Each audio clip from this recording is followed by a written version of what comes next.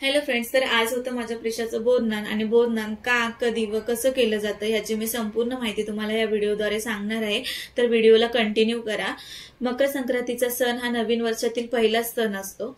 हा सण स्त्रियांसाठी, नवदाम्पत्यांसाठी तसेच लहान मुलांसाठी खास व लाभदायी असतो. आणि दुसऱ्या दिवशी असतो करीदिन. करीदिन म्हणजेच किंक्रात. तर किंक्रातीच्या दिवशी बऱ्याच घराघरांमध्ये लहान मुलांचं बोरनान केलं जातं. तर त्या दिवशी आपल्याला बोरनान करायला नाही जमलं तर आपण रथसप्तमीपर्यंत बाळाचं बोरनान घालू शकतो. आता बोरनान हे किती वर्षाच्या मुलांसोबत करावं, तर आपल्या घरातला मुलं म्हणजेच 6 महिन्यांपासून किंवा 1 वर्षापासून ते 5 वर्षांपर्यंतच्या मुलांसोबत बोरनान करावं.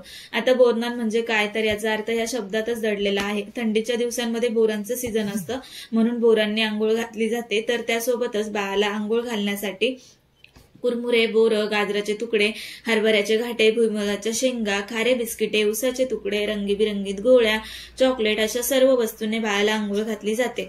यालाच बोरनान म्हणतात. आणि बदलत्या ऋतूबरोबर नवीन बाळाला जुळवून घेता यावे व कोणतीही बाधा होऊ नये म्हणून बोरनान केले जाते. आणि बोरनान हेच शिशु संस्कार मानले जातात. आणि बोरनानाबद्दल एक आख्यायिका आहे. असे म्हटले जाते की एक करी नावाचा राक्षस होता. त्या करी राक्षसाची वाईट दृष्टी, वाईट विचार लहान मुलांवर पडू नये म्हणून सर्वात अगोदर बाळकृष्णांवर हे बोरनान केलं गेलं होतं. आणि तेव्हापासून सर्व लहान मुलांचं बोरनान केलं जातं.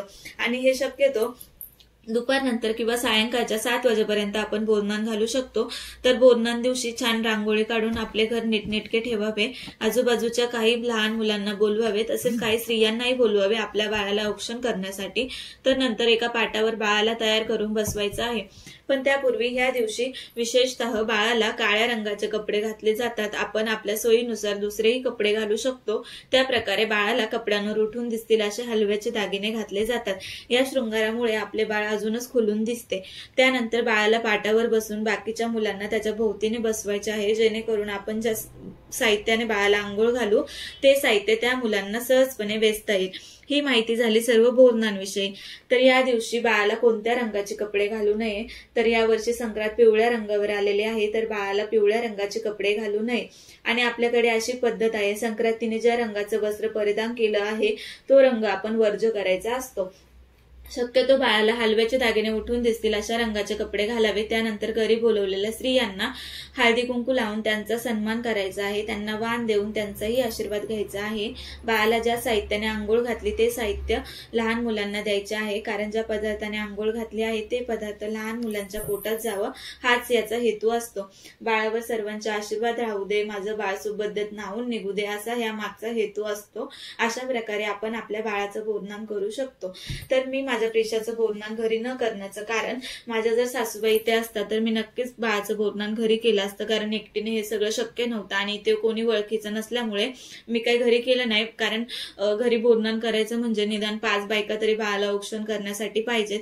आणि ही खूप छान जागा आहे. जिथे हनुमानाचं मंदिर आहे, तिथे बायका 6 ते 7च्या वेळामध्ये हरिपाठ करण्यासाठी येतात आणि तिथे भरपूर लहान मुलंही असतात. तर म्हणून मी इथे बोरनान करण्याचं ठरवलं होतं.